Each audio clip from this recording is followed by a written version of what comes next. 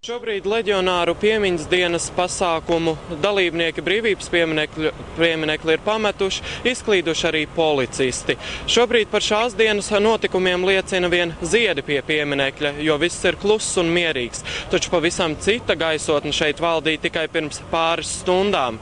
Ar naidpilniem saucieniem un svilpieniem Nacionālā spēka savienības gājienu dalībniekus pie pieminekļa sagaidīja antifašistiskās komitejas pārstāvji un viņu domu biedri.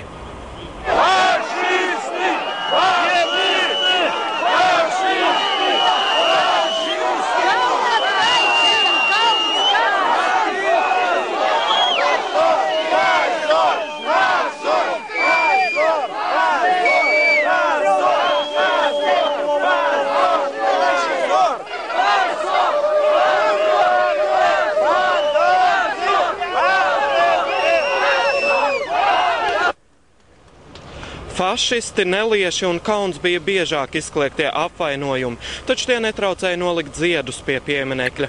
Kad tas tika izdarīts, Nacionālā spēka savienības pārstāvji gājienu dalībniekus aicināja izklīst un neiesaistīties nekādās nekārtībās, kā arī klausīt policijas norādījumiem. Tieši šāds pats uzsaukums izskanēja antifašistiskās komitejas pārstāvju sanāksmē, kas notika brīdi pirms šeit ieradās gājienu dalībnieki. Un acīm redzot, šis aicinājums tika sadzirdēts, jo nekādu nekārtību pie brīvības pieminekļa nebija. Taču viennozīmīgi liela loma noteikti bija arī policijai un kārtības sargiem.